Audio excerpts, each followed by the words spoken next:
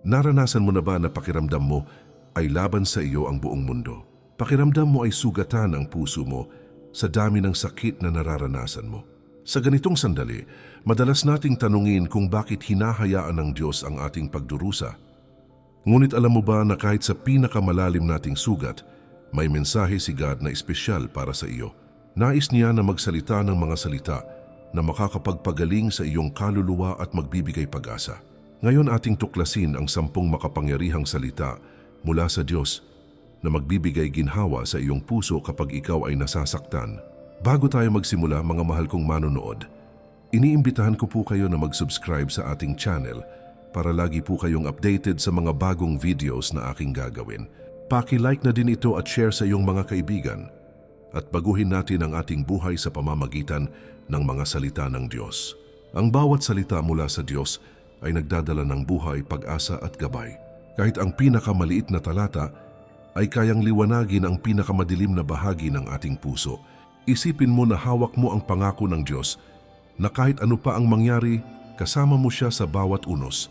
Ang ating sakit ay hindi nasasayang dahil kaya niya itong gawing patotoo na makapagbibigay inspirasyon sa iba.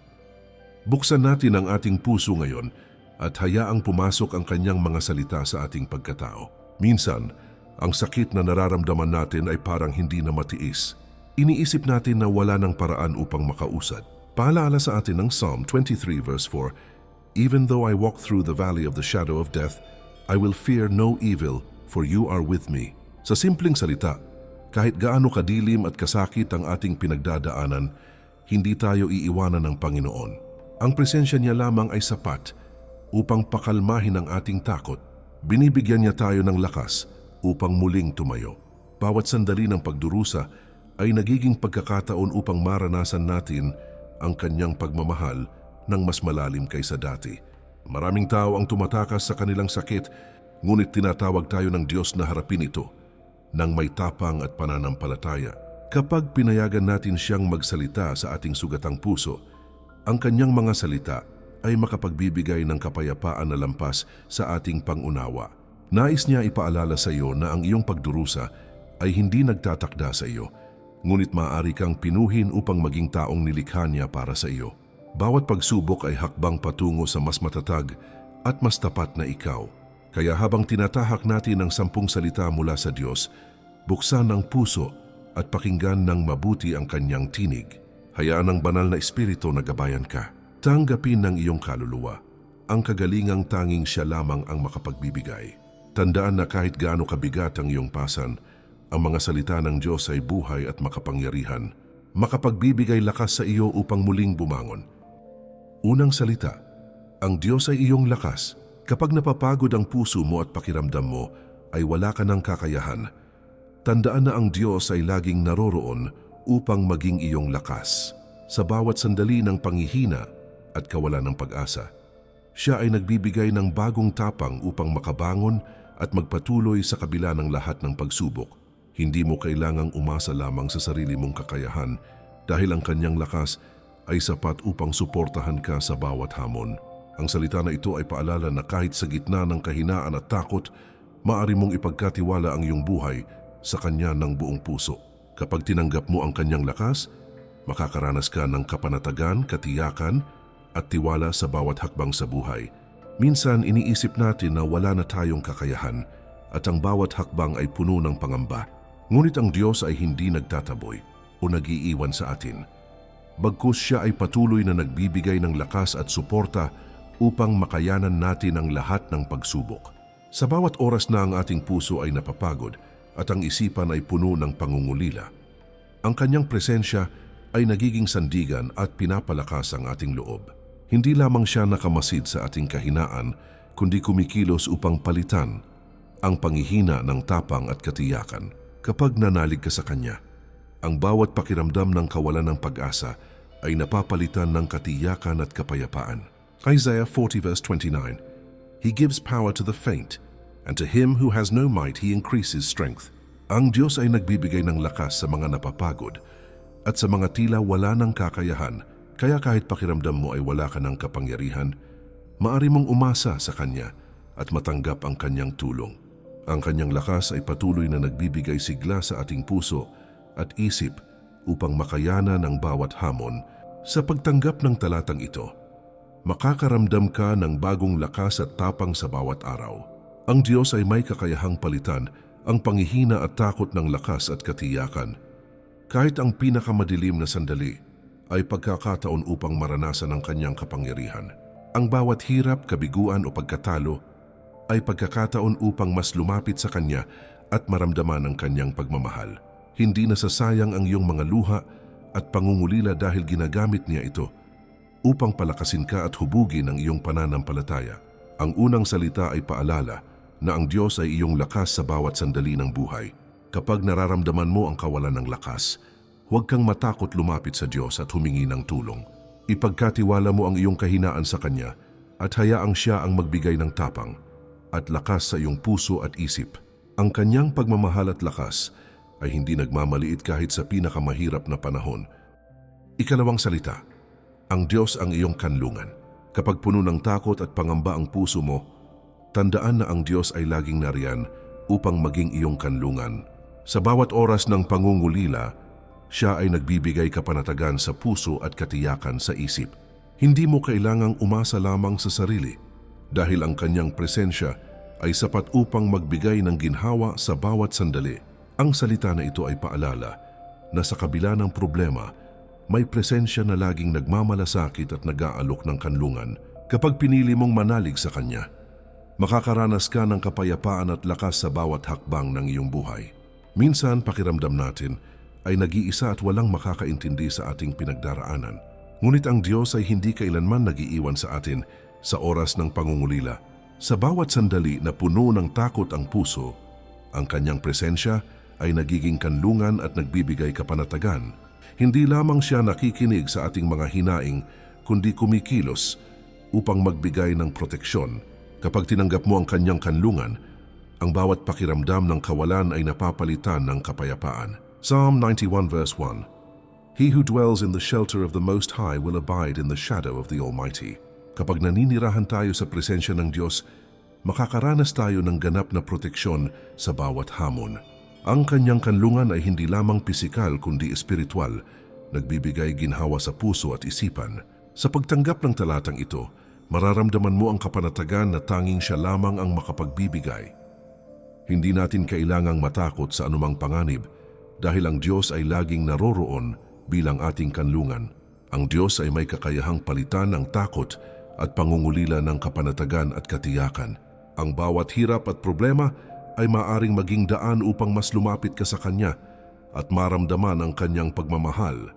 Hindi nasasayang ang bawat luha dahil ginagamit Niya ito upang palakasin tayo at hubugin ang ating pananampalataya. Ang ikalawang salita ay paalala na ang Diyos ay laging naroroon upang maging iyong kanlungan. Kapag pakiramdam mo ay walang masilungan, huwag kang matakot lumapit sa Diyos at manalig sa Kanyang kanlungan. Ipagkatiwala mo sa Kanya ang lahat ng takot at pangamba at hayaang Siya ang magbigay ng proteksyon at kapayapaan. Ang Kanyang pagmamahal at presensya ay hindi nagbabago kahit sa pinakamahirap na panahon.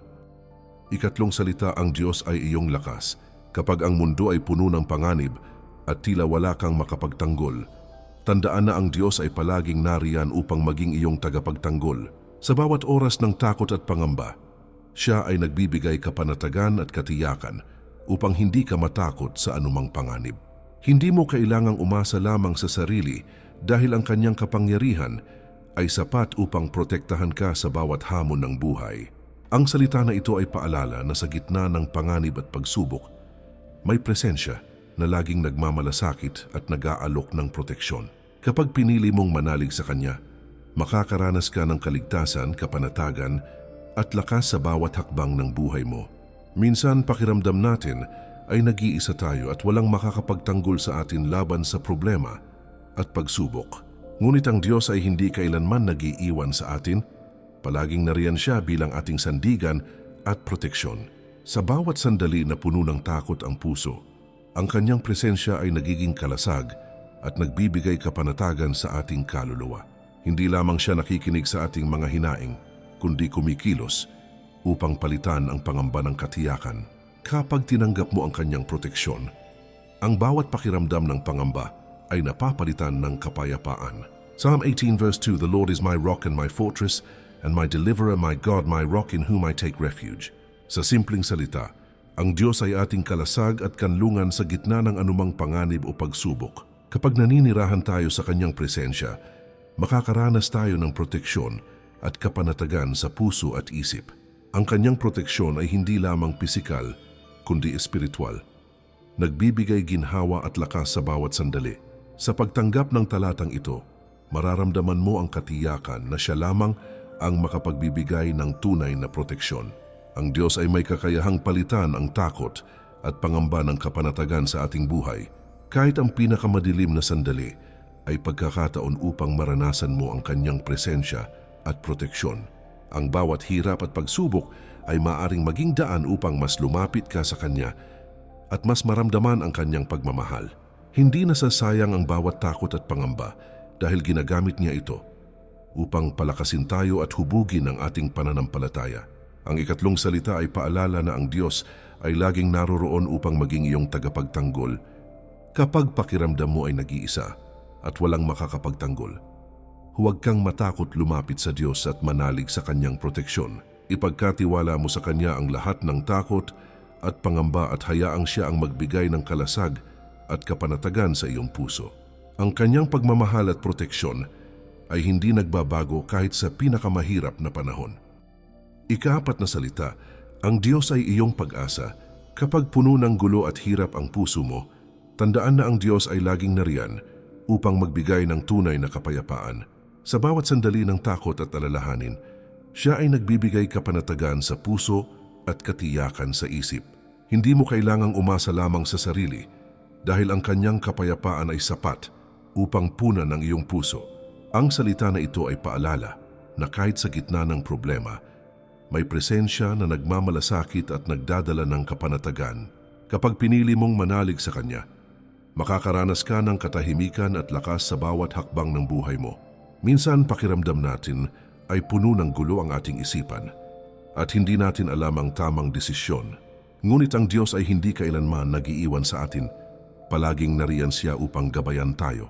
Sa bawat sandali na puno ng takot ang puso, ang kanyang presensya ay nagiging ilaw at nagbibigay katahimikan sa ating kaluluwa. Hindi lamang siya nakikinig sa ating hinaing, kundi kumikilos upang palitan ang kaguluhan ng kapayapaan. Kapag tinanggap mo ang kanyang kapayapaan, ang bawat pakiramdam ng alalahanin ay napapalitan ng kapanatagan. John 14 verse 27, Peace I leave with you, my peace I give to you. Not as the world gives do I give to you. Sa simpleng salita, ang kapayapaan ng Diyos ay naiiba sa ibinibigay ng mundo at nagbibigay tunay na katahimikan sa puso. Kapag tinanggap natin ang kanyang presensya, mararamdaman natin ang kalinawan sa isipan at kapanatagan sa puso. Ang kanyang kapayapaan ay hindi pansamantala, kundi patuloy na nagbibigay ginhawa sa bawat sandali. Sa pagtanggap ng talatang ito, maaari mong maramdaman ang katahimikan at katiyakan na tanging siya lamang ang makapagbibigay. Ang Diyos ay may kakayahang palitan ng takot at kaguluhan ng kapayapaan sa ating buhay. Kahit ang pinakamahirap na sandali ay pagkakataon upang maranasan mo ang kanyang presensya at katahimikan. Ang bawat hirap at alalahanin ay daan upang mas lumapit ka sa kanya at maramdaman ang kanyang pagmamahal. Hindi nasasayang ang bawat pangamba dahil ginagamit niya ito upang palakasin tayo at hubugin ang ating pananampalataya. Ang ikaapat na salita ay paalala na ang Diyos ay laging naroon upang punan ang iyong puso ng kapayapaan. Kapag ang isip mo ay puno ng gulo, huwag kang matakot lumapit sa Diyos at manalig sa kanyang kapayapaan. Ipagkatiwala mo sa kanya ang lahat ng alalahanin at hayaang siya ang magbigay katahimikan sa iyong puso. Ang kanyang pagmamahal at kapayapaan ay hindi nagbabago kahit sa pinakamahirap na panahon. Ikalimang salita, ang Diyos ang iyong tagapagligtas.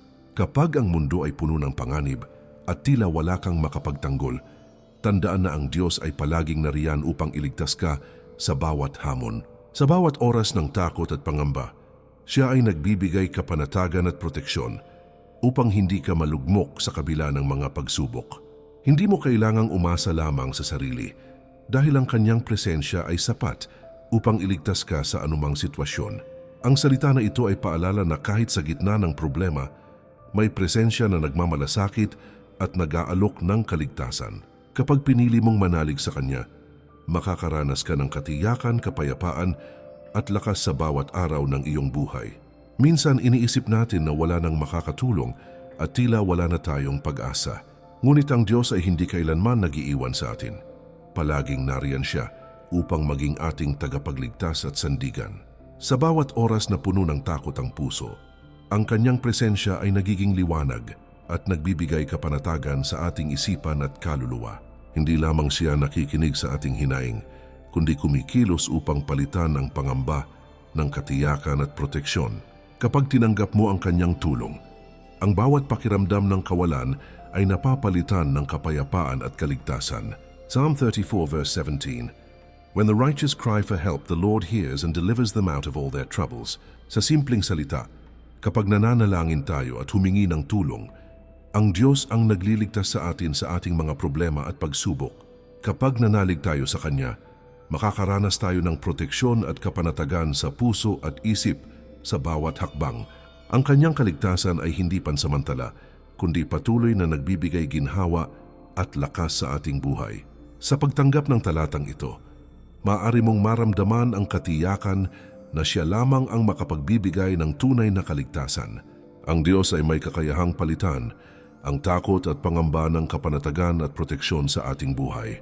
Kahit ang pinakamadilim na sandali ay pagkakataon upang maranasan mo ang Kanyang presensya at kaligtasan. Ang bawat hirap at kabiguan ay daan upang mas lumapit ka sa Kanya at maramdaman ang Kanyang pagmamahal. Hindi nasasayang ang bawat pangamba at takot dahil ginagamit niya ito upang palakasin tayo at hubugin ang ating pananampalataya. Ang ikalimang salita ay paalala na ang Diyos ay laging naroroon upang iligtas ka sa bawat sandali ng buhay. Kapag nararamdaman mo ang pangungulila o takot, huwag kang matakot lumapit sa Diyos at manalig sa Kanyang kaligtasan. Ipagkatiwala mo sa Kanya ang lahat ng alalahanin at hayaang Siya ang magbigay proteksyon at kapanatagan sa iyong puso.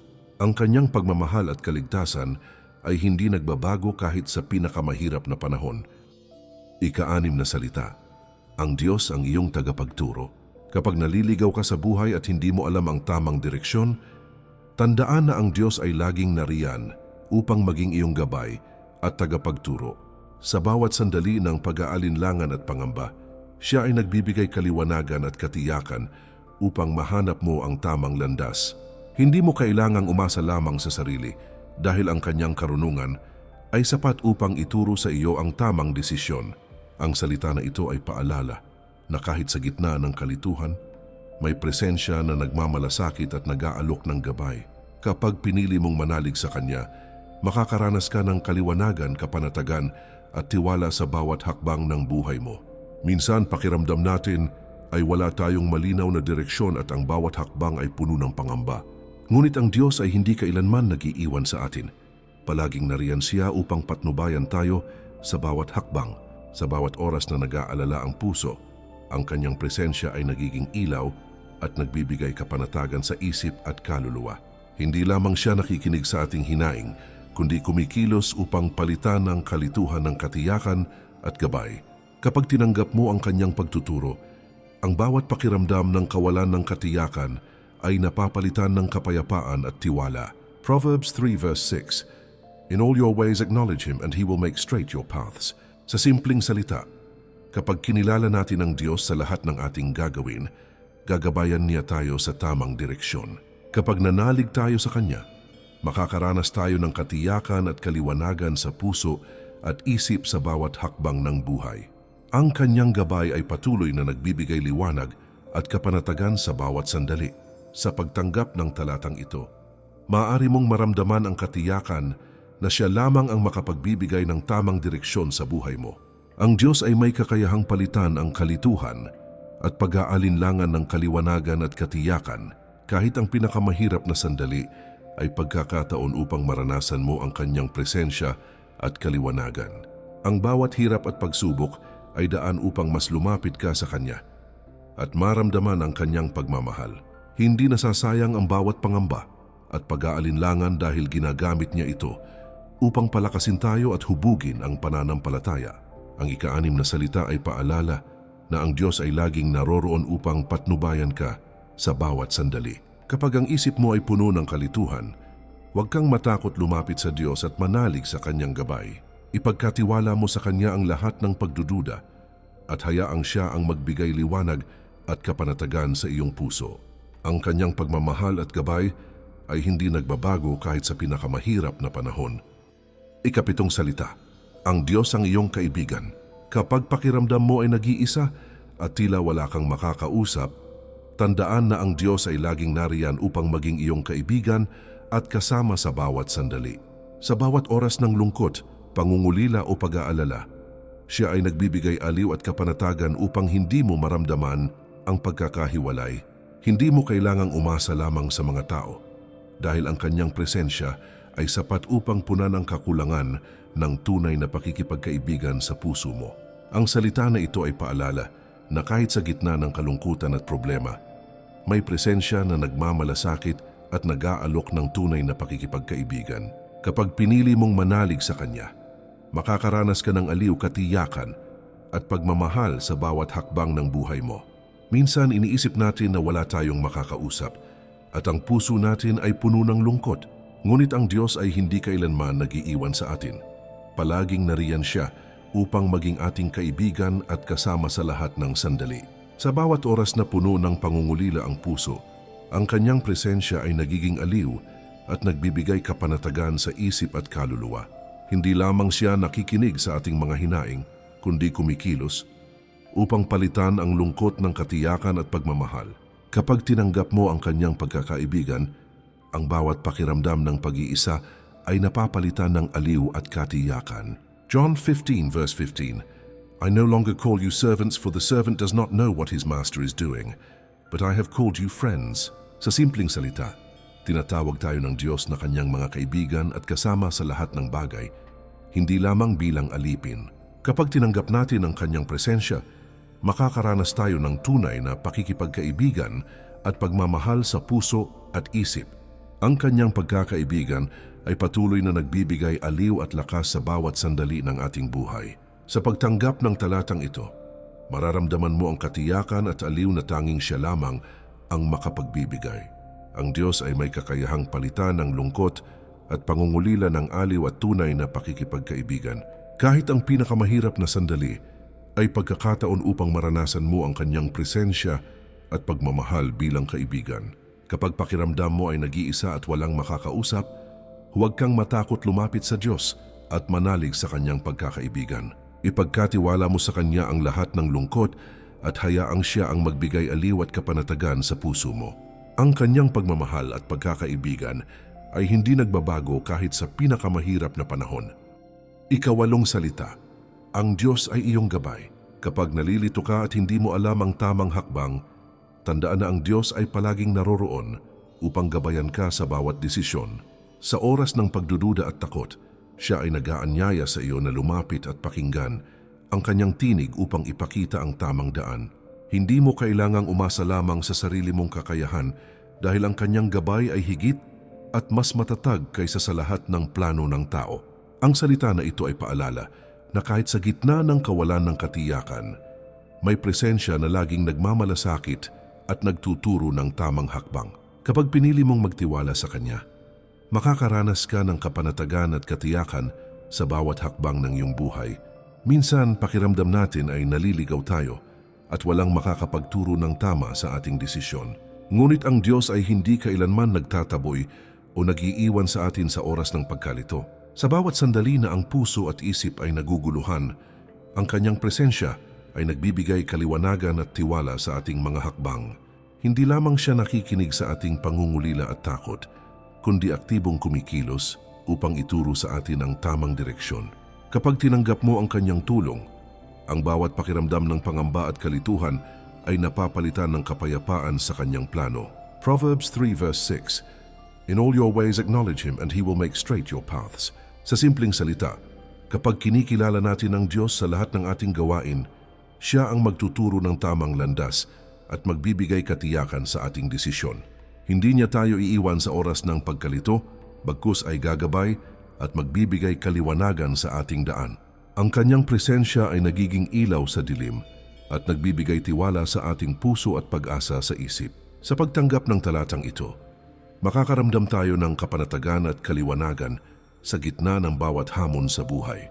Ang Diyos ay may kakayahang palitan ang takot at kalituhan ng katiyakan at kaliwanagan. Kahit ang pinakamadilim na sandali ay maaaring maging pagkakataon upang maranasan ang kanyang presensya at gabay. Ang bawat hirap, kabiguan o pangungulila ay pagkakataon upang mas lumapit sa Kanya at maramdaman ang Kanyang tiwala at pagmamahal. Ang ikawalong salita ay paalala na ang Diyos ay laging naroroon upang gabayan at patnubayan tayo sa bawat hakbang ng ating buhay. Kapag mahirap ang desisyon at nakakatakot ang daan, huwag kang matakot lumapit sa Diyos at manalig sa Kanyang gabay.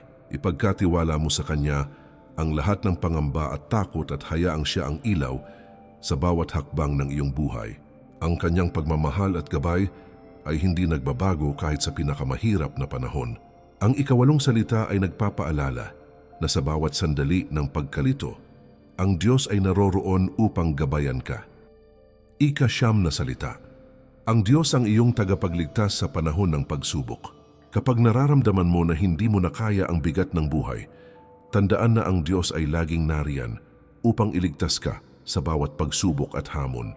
Sa bawat oras ng pangungulila, takot at pangamba, Siya ay nagbibigay lakas at katiyakan upang hindi ka malugmok sa kalungkutan at problema. Hindi mo kailangang umasa lamang sa sarili dahil ang Kanyang presensya ay sapat upang palakasin ka at patnubayan sa bawat hakbang. Ang salita na ito ay paalala na kahit sa gitna ng pinakamahirap na sandali, may presensya na nagmamalasakit at nag-aalok ng kaligtasan. Kapag pinili mong manalig sa Kanya, makakaranas ka ng kapanatagan, tapang at katiyakan sa bawat hakbang ng iyong buhay. Minsan iniisip natin na wala nang makakatulong at tila hindi na kaya ng puso at isip ang bigat ng sitwasyon. Ngunit ang Diyos ay hindi kailanman nag-iiwan sa atin.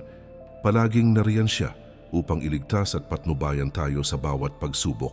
Sa bawat oras ng pangungulila at pangamba, ang Kanyang presensya ay nagiging liwanag at nagbibigay kapanatagan sa isip at kaluluwa. Hindi lamang Siya nakikinig sa ating mga hinaing, kundi kumikilos upang palitan ang pangamba at takot ng katiyakan at proteksyon. Kapag tinanggap mo ang Kanyang tulong, ang bawat pakiramdam ng kawalan ay napapalitan ng kapayapaan at lakas. Psalm 34 verse 17. When the righteous cry for help, the Lord hears and delivers them out of all their troubles. Sa simpleng salita, kapag nanalangin at humingi ng tulong, ang Diyos ang nagliligtas sa atin sa ating mga problema at pagsubok. Kapag nanalig tayo sa Kanya, makakaranas tayo ng proteksyon at kapanatagan sa puso at isip sa bawat hakbang ng buhay. Ang Kanyang kaligtasan ay hindi pansamantala, kundi patuloy na nagbibigay ginhawa at lakas sa ating buhay. Sa pagtanggap ng talatang ito, mararamdaman mo ang katiyakan na Siya lamang ang makapagbibigay ng tunay na kaligtasan. Ang Diyos ay may kakayahang palitan ang takot at pangamba ng kapanatagan at proteksyon sa ating buhay. Kahit ang pinakamadilim na sandali ay pagkakataon upang maranasan ang Kanyang presensya at kaligtasan. Ang bawat hirap at problema ay daan upang mas lumapit ka sa Kanya at maramdaman ang Kanyang pagmamahal. Hindi nasasayang ang bawat pangamba at pagod dahil ginagamit Niya ito upang palakasin tayo at hubugin ang ating pananampalataya. Ang ika-siyam na salita ay paalala na ang Diyos ay laging naroroon upang iligtas ka sa bawat sandali ng buhay. Kapag nararamdaman mo ang pangungulila o takot, huwag kang matakot lumapit sa Diyos at manalig sa Kanyang kaligtasan. Ipagkatiwala mo sa Kanya ang lahat ng alalahanin at hayaang Siya ang magbigay proteksyon at kapanatagan sa iyong puso. Ang Kanyang pagmamahal at kaligtasan ay hindi nagbabago kahit sa pinakamahirap na panahon. Ika-10 salita. Ang Diyos ay iyong pag-asa. Kapag ang puso mo ay puno ng panghihina at tila nawalan ka na ng pag-asa, tandaan na ang Diyos ay laging nariyan upang maging iyong ilaw at sandigan. Sa bawat oras ng pangamba, kabiguan at kalungkutan, Siya ay nagbibigay kapanatagan at lakas upang patuloy kang makabangon at manalig. Hindi mo kailangang umasa lamang sa sarili dahil ang Kanyang presensya ay nagbibigay pag-asa at katiyakan sa bawat hakbang ng buhay mo. Ang salita na ito ay paalala na kahit sa pinakamadilim na sandali, may presensya na nagmamalasakit at nag-aalok ng liwanag at pag-asa. Kapag pinili mong manalig sa Kanya, makakaranas ka ng kapanatagan, tapang at bagong lakas sa bawat araw. Minsan, pakiramdam natin ay tila wala ng pag-asa at ang bawat araw ay puno ng pangamba at problema. Ngunit ang Diyos ay hindi kailanman nag-iiwan sa atin. Palaging nariyan Siya upang maging ilaw at patnubay sa ating landas. Sa bawat oras na puno ng pangungulila at takot ang puso, ang Kanyang presensya ay nagiging liwanag at nagbibigay kapanatagan sa isip at kaluluwa. Hindi lamang Siya nakikinig sa ating mga hinaing, kundi kumikilos upang palitan ang kawalan ng pag-asa ng katiyakan at lakas. Kapag tinanggap mo ang Kanyang tulong, ang bawat pakiramdam ng panghihina ay napapalitan ng kapayapaan at pag-asa. Jeremiah 29 verse 11, "For I know the plans I have for you, declares the Lord, plans for welfare and not for evil, to give you a future and a hope." Sa simpleng salita, alam ng Diyos ang plano Niya para sa atin. At ito ay puno ng pag-asa at magandang kinabukasan. Kapag nanalig tayo sa Kanya, makakaranas tayo ng katiyakan at pag-asa sa bawat hakbang ng ating buhay. Ang Kanyang pangako ay patuloy na nagbibigay liwanag at kapanatagan kahit sa gitna ng unos at hamon. Sa pagtanggap ng talatang ito, mararamdaman mo ang katiyakan na Siya lamang ang tunay na pinagmumulan ng pag-asa. Ang Diyos ay may kakayahang palitan ang panghihina at kawalan ng pag-asa ng kapanatagan at tapang. Kahit ang pinakamahirap na sandali ay pagkakataon upang maranasan mo ang Kanyang presensya at lakas. Ang bawat kabiguan at problema ay daan upang mas lumapit ka sa Kanya at maramdaman ang Kanyang pagmamahal at gabay. Hindi nasasayang ang bawat pangamba at lungkot dahil ginagamit Niya ito upang palakasin tayo at hubugin ang ating pananampalataya. Ang ikasampung salita ay paalala na ang Diyos ay laging naroroon upang maging iyong pag-asa sa bawat sandali ng buhay. Kapag ang puso mo ay puno ng panghihina at tila nawalan ka ng pag-asa, huwag kang matakot lumapit sa Diyos at manalig sa Kanyang presensya. Ipagkatiwala mo sa Kanya ang lahat ng pagdududa at hayaang Siya ang magbigay liwanag at kapanatagan sa puso mo. Ang Kanyang pagmamahal at pangako ay hindi nagbabago kahit sa pinakamahirap na panahon. Sa pagtanggap ng salita na ito, maaari mong simulan ang pagtitiwala sa Diyos at maramdaman ang Kanyang presensya sa iyong buhay. Alam mo ba na sa bawat sandali ng ating buhay, may pagkakataon tayong maramdaman ang tunay na kapangyarihan at pagmamahal ng Diyos? Kahit sa gitna ng mga pagsubok, kabiguan at pangungulila, ang Kanyang salita ay patuloy na nagbibigay liwanag at lakas sa ating puso at isip. Ang bawat salita ng Diyos na ating tinanggap ngayon ay gabay at paalala na hindi tayo nag-iisa sa laban ng buhay. Kapag pinili nating manalig at magtiwala sa Kanya, makakaranas tayo ng kapayapaan, pag-asa at katiyakan na hindi matitinag ng kahit anong hamon. Mga mahal kong manunood, muli ko po kayong iniimbitahan na mag-subscribe sa ating channel para lagi po kayong updated sa mga bagong videos na aking gagawin. Paki-like na din ito at share sa iyong mga kaibigan at baguhin natin ang ating buhay sa pamamagitan ng mga salita ng Diyos. Hindi sapat na lamang nating marinig ang mga salita ng Diyos. Kailangan din nating isabuhay ang mga ito sa ating araw-araw na pamumuhay. Ang bawat paalala na ibinigay Niya sa atin ay gabay upang tayo ay maging matatag sa pananampalataya at mas lalo pang lumapit sa Kanya. Hindi tayo dapat matakot sa kinabukasan dahil ang Diyos ay kasama natin sa bawat laban at tagumpay. Kapag tayo ay nanalig at nanatiling matatag sa Kanya, ang Kanyang mga salita ay magiging sandigan natin sa lahat ng oras ng pangangailangan. Tandaan natin na ang mga salita ng Diyos ay hindi lamang gabay kundi lakas at inspirasyon na magpapabago sa ating buhay. Sa bawat hirap at pagsubok, ang Kanyang pagmamahal ay laging nariyan upang tayo ay paginhawahin at bigyan ng pag-asa. Kapag pinili nating manalig at magsunod sa Kanya, bawat pangungulila, takot at pangamba ay napapalitan ng kapanatagan at katiyakan. Ang Diyos ay hindi kailanman nag-iiwan sa atin at sa bawat hakbang na ating gagawin, Siya ang ating kasama at gabay. Mga mahal kong manunood, muli ko po kayong iniimbitahan na mag-subscribe sa ating channel para lagi po kayong updated sa mga bagong videos na aking gagawin. Paki-like na din ito at share sa iyong mga kaibigan at baguhin natin ang ating buhay sa pamamagitan ng mga salita ng Diyos. Huwag nating kalimutan na ang Diyos ay laging nariyan upang magbigay pag-asa, lakas at gabay sa bawat sandali ng ating buhay. Ang bawat salita na ating tinanggap ngayon ay paalala na sa Kanya lamang makakamtan ang tunay na kapayapaan at katiyakan kapag nanalig tayo at nagtiwala sa Kanya. Ang Kanyang salita ay nagiging ilaw sa ating landas at gabay sa ating mga puso at isip.